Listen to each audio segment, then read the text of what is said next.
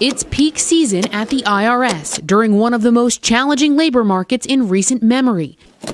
The agency is in the midst of a targeted hiring effort to bring on 10,000 workers, including at least 5,000 by the end of its fiscal year in September. The pandemic delivering a 1-2 punch with an excess of returns and some leaving their positions. We definitely had some attrition. So some of that attrition is just a result of natural retirements, folks leaving the workforce. Plus, folks, the second rebate was worth $1,000 for joint filers and $500 for single residents. In New Mexico's even rebates planned for 2023, as long as you filed a 2021 return and remain unclaimed as dependent on someone else's return, you may be able to get that stimulus money. You have 10 weeks with the fourth stimulus check, Social Security benefits, SSI, and SSDI. Continue watching this video, folks. You definitely don't want to miss out on this important information. Now, you may automatically qualify for at least one more inflation relief check. The lawmakers are finally considering more stimulus checks this year. The Fed is already rising the rates, but that's okay because things can go as planned for President Biden, that is. Now, let's get into the most important news. The Federal Reserve has raised the rates for a 9th time in a row, opting to continue its campaign against high inflation despite stress in the banking industry. It's following the collapse of the two regional banks. Now, Fed policymakers have voted unanimously to raise the benchmarks to try and make something happen for the American people. And also, members of the Fed rate are setting their sights on slightly higher rates and may be necessary to restore price stability. On average, policy lawmakers are anticipating rates climbing by another quarter percentage point by the end of the year. Some observers have even urged the central bank to pause its rate hikes, at least temporarily, in order to address and assess the fallout of the collapse of the Silicon Valley Bank and the Signature Bank earlier this month. And stress in the banking system has appeared to ease in recent days, as Jillian said that Tuesday is a day for large withdrawals from regional banks have stabilized. And the consumer prices continue to climb at a rapid rate.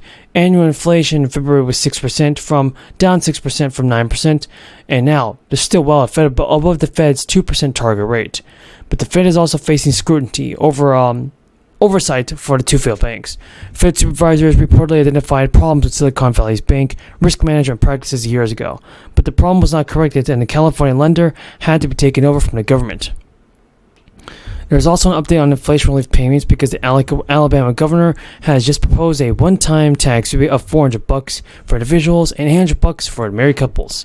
So some people will be getting stimulus cash this year. There's no doubt about that. Also want to say that the governor said in a statement, just as every family budgets to invest, pay their debts, and increase their savings, these budget proposals do that for the state. From returning taxpayers' hard-earned dollars back to them, historic investments in student education are important. Legislators this session face decisions on what to do next with the rare surplus, including how much to save, how much to spend too. And the governor rebates will be limited to people who file state income tax returns. Officials have said that this was the most efficient way to provide the rebates. Individuals earned under $4,000 annually and married couples earning less than $10,000 do not have to file the returns. But the governor has also proposed any raises of 2% to be paid out to educators and employers. So, some people will get any more stimulus than others. It's in an effort to provide sustainable pay raises, while also increasing pay. Because there's also an update on inflation relief in Pennsylvania. In particular, Pennsylvania is offering relief checks to low-income homeowners. If you're a Pennsylvania resident, you can begin this when you're 65 years or older. You begin at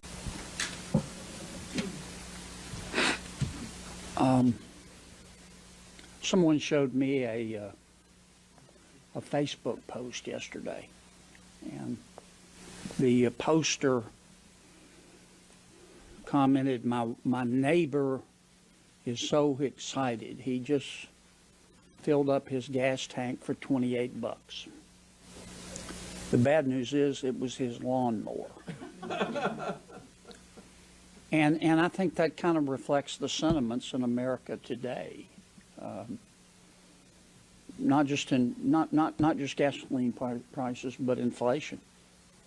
And it is a serious problem for lower middle income and poor Americans.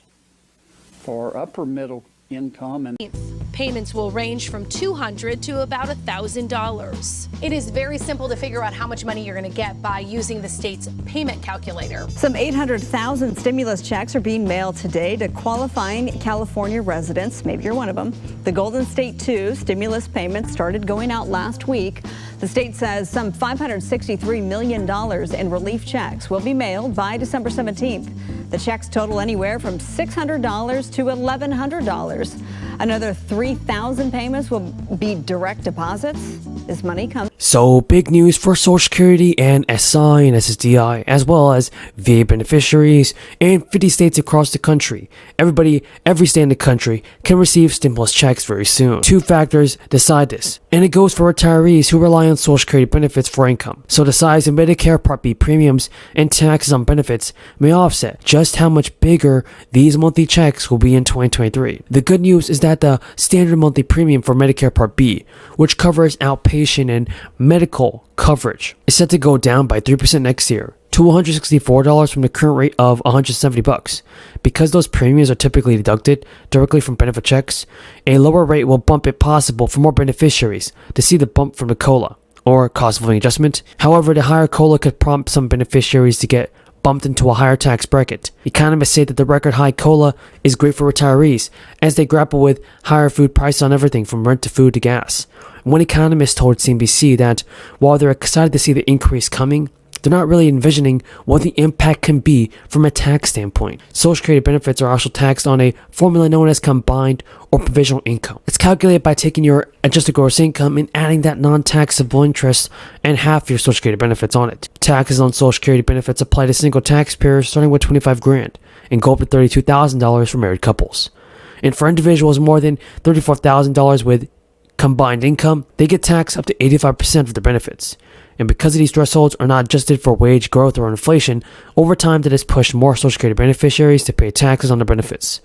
And when taxes on benefits were first introduced back in 1983, just 8% of families paid taxes. Everybody were eligible for this.